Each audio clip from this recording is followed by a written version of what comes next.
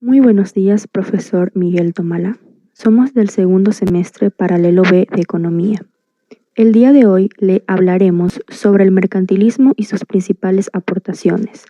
Nuestro grupo está conformado por los siguientes estudiantes: Jennifer Yamilet Cedeño Solórzano, Ginny Berandrés Moreira Lor, Heisel Anaí Mantilla Mero, Elian Josué Lor Mero y Lorena Lisbeth Mieles García.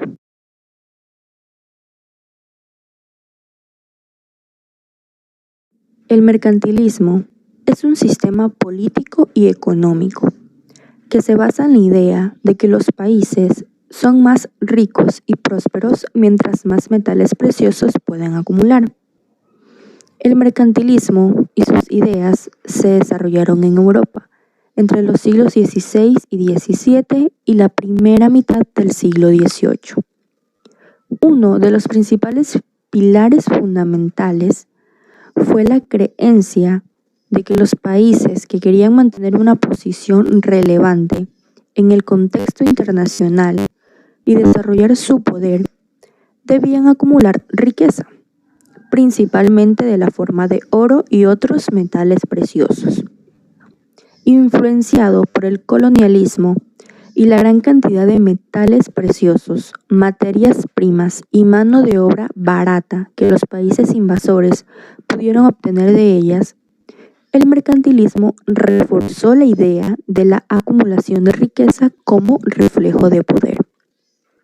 Algunas de las medidas más importantes que se aplicaron para lograr el objetivo del mercantilismo fueron: prohibición a la exportación de metales preciosos, control de la moneda local, impuestos y restricciones a las importaciones, control de los recursos naturales, subsidios, beneficios y facilidades a los productores locales, principalmente al sector agrario e industrial.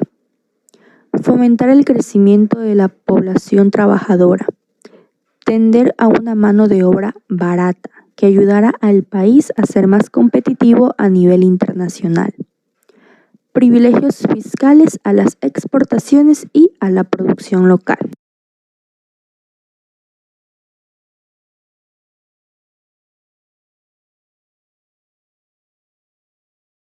Principales aportaciones.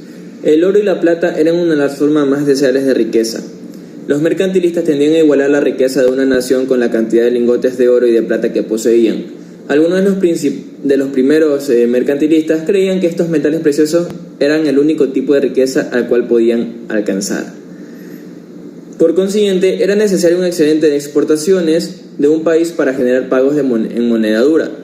Incluso cuando estaban en guerra, las naciones exportaban bienes para el enemigo, siempre y cuando las pagaban en oro. El nacionalismo consistía en que todos los países no exportaban simultáneamente más de lo que importaban. Por consiguiente, el propio país debía promover las exportaciones y acumular riquezas a costa de sus vecinos. Solo una nación poderosa podía conquistar y conservar colonias, dominar las rutas del comercio, ganar guerras en contra de sus rivales y competir con éxito en el comercio internacional.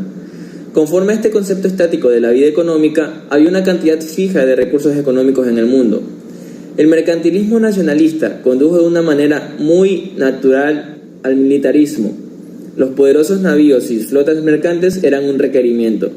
Debido a que las pesquerías eran cunas de marineros, los mercantilistas le impusieron una cuaresma política a Inglaterra en 1549, en donde prohibía por ley que las personas comieran carne ciertos días de la semana, con el fin de asegurar un mercado doméstico para el pescado y por tanto una demanda de marineros. Ese decreto se mantuvo enérgicamente durante un siglo y no desapareció en los libros de estatutos sino hasta finales del siglo XIX.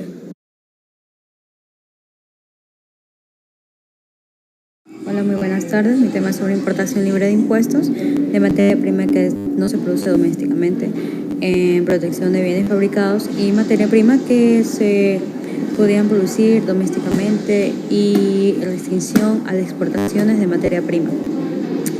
En este punto les voy a explicar sobre una énfasis en las exportaciones y a la renuncia a importar. Se ha llamado el temor de los bienes los intereses del comerciante tenían preeminencia sobre lo del consumidor doméstico, se podría decir.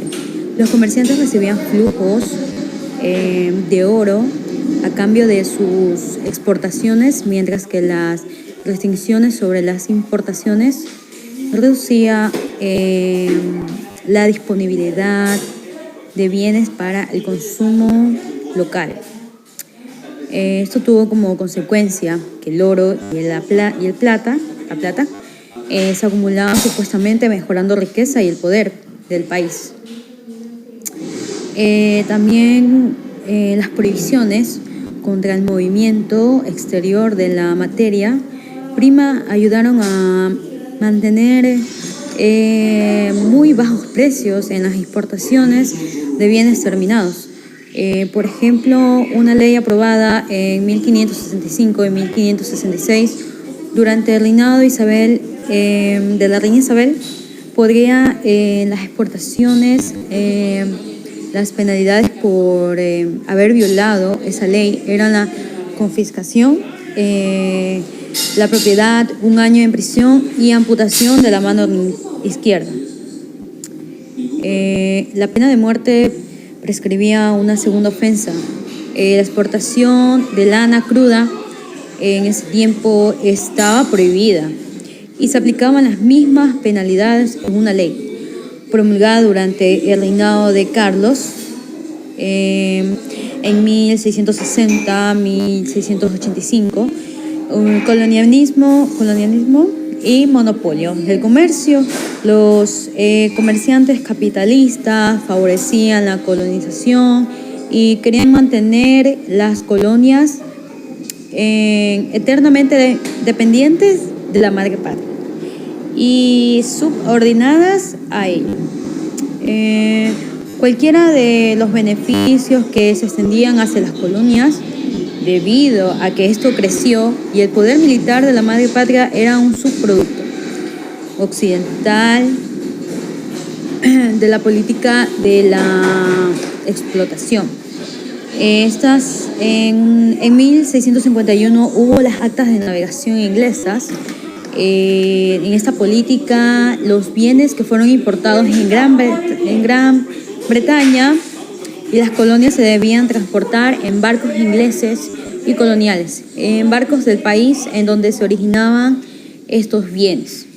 Ciertos productos coloniales solo se debían vender a Inglaterra u otros países que en su debido tenían que desembarcar para poder enviarlos a otros países extranjeros quienes necesitaban.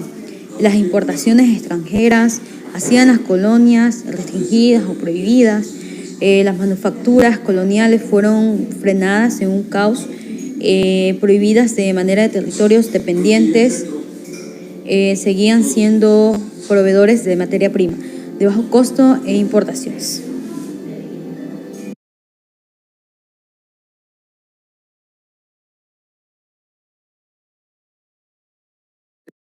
Es oposición a peajes, impuestos internos y otras restricciones sobre el movimiento de bienes. Los teóricos y prácticas mercantilistas reconocían que los derechos de transporte y impuestos podían estrangular a las empresas de negocios e incrementar el precio de las importaciones de un país. Ejemplo, es la situación en el río Elba en 1685. Sin embargo, es importante observar que los mercantilistas no favorecían el libre comercio interno, o sea, en el sentido de permitir que las personas se dedicaran a cualquier comercio que ellos escogían. Por el contrario, los mercantilistas preferían el otorgamiento de los monopolios y privilegios comerciales exclusivos, siempre y cuando pudieran adquirirlos. Dentro de esto está un poderoso gobierno central. Esto era necesario para promover las metas del mercantilismo.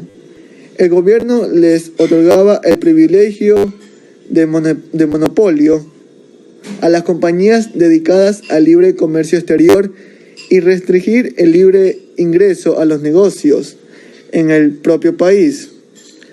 La agricultura, la minería y la industria se promovían con subsidios del gobierno y se protegían de las importaciones por medio de aranceles.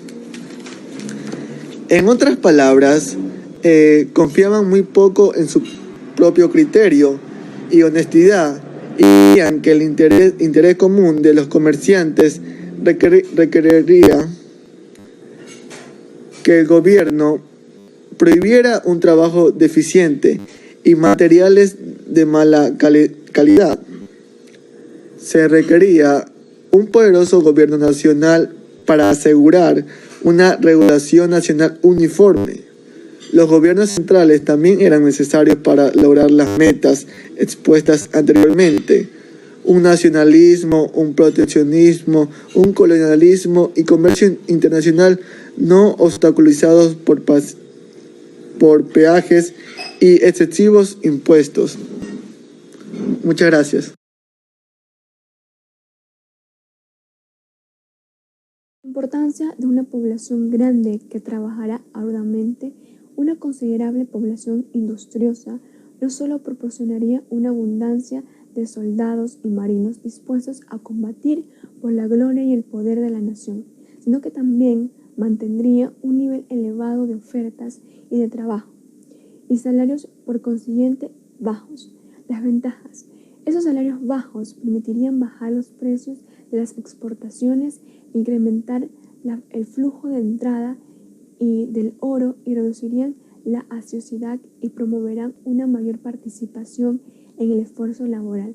El mercantilismo comienza a desaparecer a fines del siglo XVIII con el surgimiento de nuevas teorías económicas que tenían un carácter más liberal y se enfocaban en aprovechar las ventajas del comercio. Uno de los críticos más destacados de las ideas mercantiles fue Adam Smith, que proponía la idea de que el libre mercado y el libre cambio son elementos fundamentales para el desarrollo económico y en el aprovechamiento eficiente de los recursos.